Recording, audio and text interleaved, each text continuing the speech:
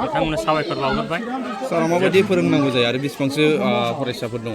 आंनियावथ' दा 73 दङ फरायसाफ्रा 73 हारसिङै खोब बिराद जारला सोर गार्जेना फोरोङो बेबायदि सिंगेल टिचाराव आजिखालि दा बेनिखायनो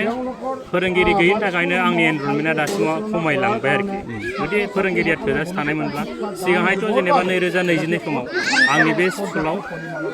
100नि बारा दंमोन छात्रफ्रा बिदिनो जेनेबा गलांनानै मानानै दा गोदान एडमिसन बेवहाय माने खम लाफैदों आरोखि मानोना सिंगेल टिचार आङो हारसिङै दा फोरोंगिरि थोजासे थाबासोथ' गार्जेनफ्राबो बे स्कुलाव सोफैनो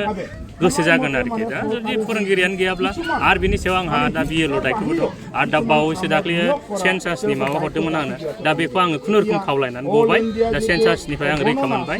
ओमफ्राय दा होमबाबो बिअनि जुदि माबानि बिएलअनि जुदि जोंहा खामानि थायोब्ला डिस्ट्रिक्टआव लेंहरब्ला जों थांनांगौ जायो क्लासखौ गारनानै बेबायदि जेंना आरोखि क्लासरुमावथ' दा मोननैल' ओरैनो फिसा जास्ट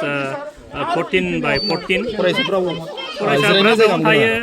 उफाय गैया थोन एखे क्राउडेड जायो आरोखि फोरोंनायाव माने जेरैनाखि जोंनो इनफ्रास्ट्राकचारनि सुबिदा नांगौमोन बेबायदिनो एखे दावराव दावसिजों मोजां बिथांमोननो आङो माने सोलोंथाइ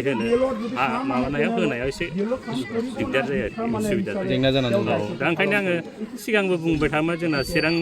जोंनि सोलोंथाइनि बिफाननि सासे इन्जिनियार थाखायो दा बिथांजों आं सावरायबाय थादोंमोन एडिसनेल क्लासरुमखौ नोंथांमोना हरोबा मोजां आंनाव ओरै सात्रफोर दङ दा बिथांमोना जागोन दे माबा फैथ'वाखै होन्दोंमोन आरोखि दाख्लैबो आं दाख्लैबो आरो सोंबोबावदोंमोन आरो डिस्ट्रिक्टआव थांनायाव जिल्लायाव थांनायाव दा बिथाङा आंजों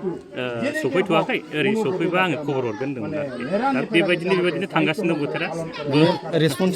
रेसपन्सा माने मोननाय जायाखै आरोखि एसेबां